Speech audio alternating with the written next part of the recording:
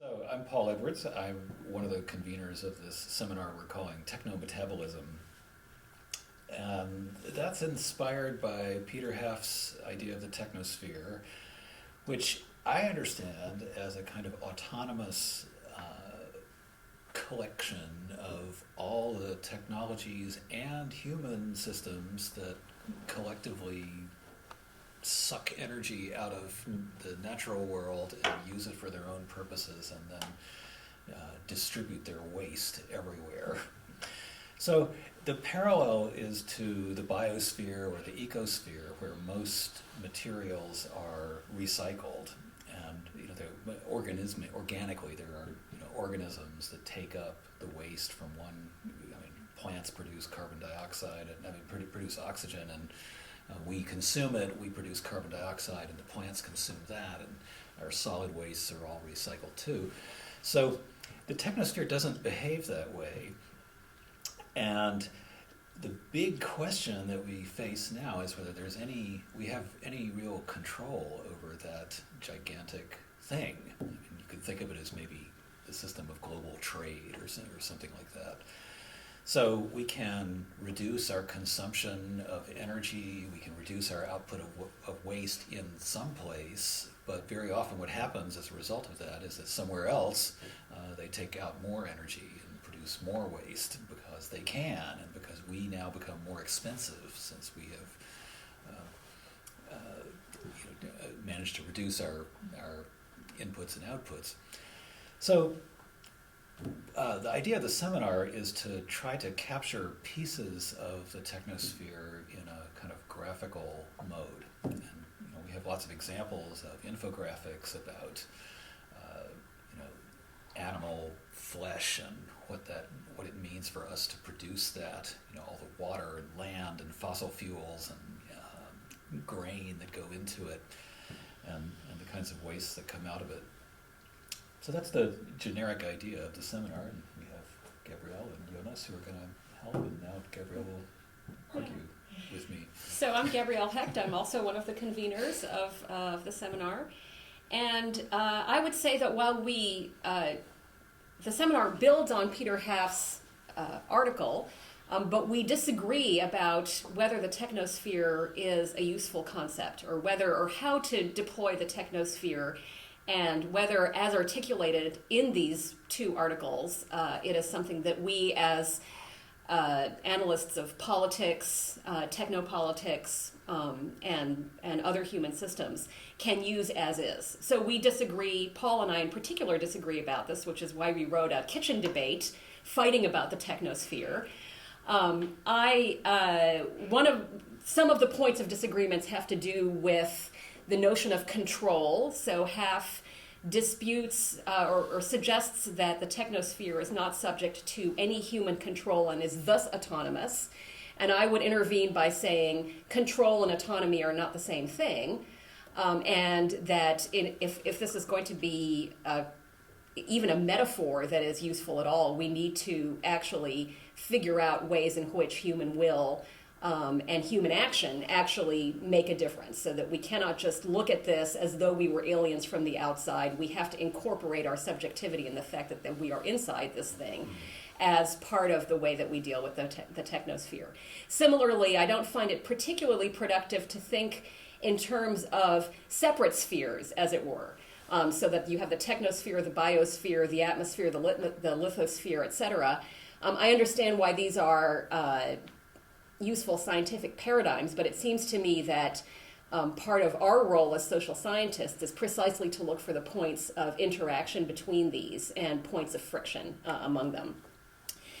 So part of what we would also like to do in this seminar is to think about how it is possible to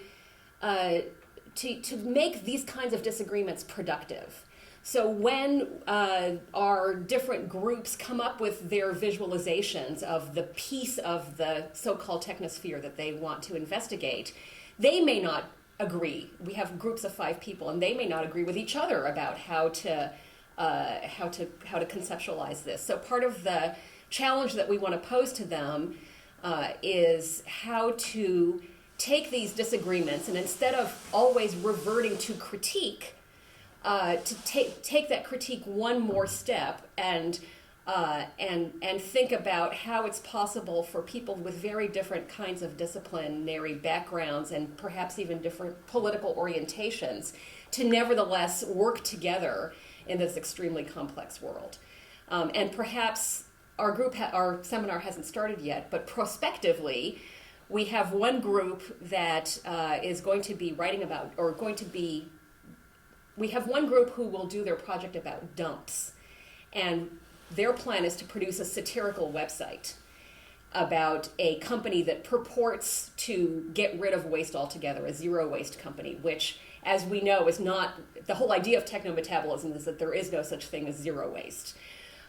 So it seems to me that the satire approach is precisely a way that you can make these kinds of disagreements productive. But Jonas can talk more about what some of these visual products might look like and what some of our ideas are. Yes, thanks. So my name is Jonas Loh and I'm a designer, more doing design in terms of data visualization and speculative design. And I think this seminar is very, very interesting and exciting for me, because I think we need more pictures and we need to find ways how to visualize all these very complex and very difficult ideas and how to communicate them to the outer world coming out of this ivory tower. And also creating sorts of productive, speculative futures, whether they are dystopian or utopian. And as Gabrielle said, to incorporate this kind of disagreement in these visualizations, finding a kind of visual stimulus to create a debate or a kind of visual prop for this discussion. So, the idea of metabolism is that, consumes energy, produces waste, transforms materials, but it also creates and uses information.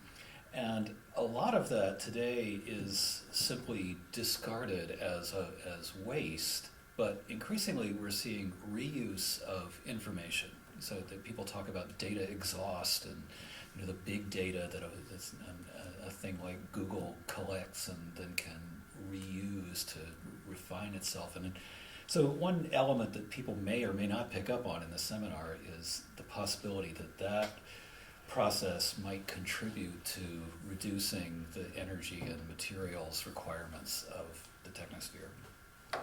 And what I would add is, so metabolism is obviously a big theme of what we're doing.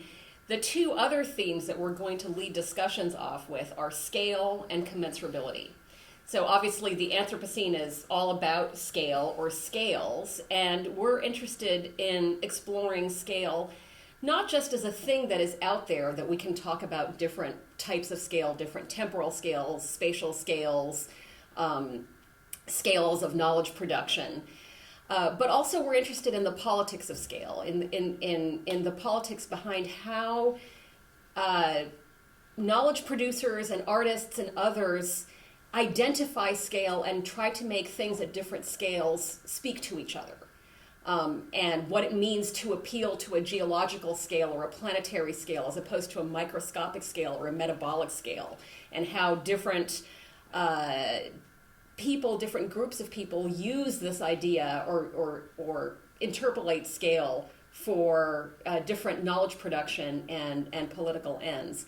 And part of that also, of course, has to do with commensurability and comparability. So how do you create a meaningful knowledge conversation between something microscopic and something macroscopic? How do you make those translations across scale while remaining attentive to the politics of scale at the same time? And that's one of the things that we're trying to explore in the different projects and in the readings that we have assigned.